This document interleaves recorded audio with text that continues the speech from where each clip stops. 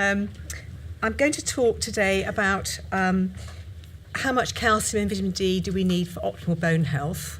You saw the title, but just the question is how much.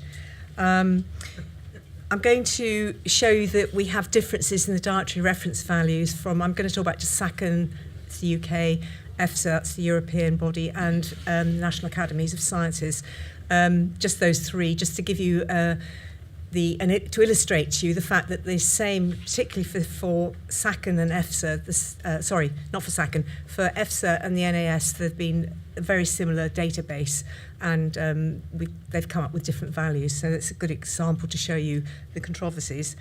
I'm going to go on then to talk a little bit about other non-health, non-bone related effects of calcium and vitamin D.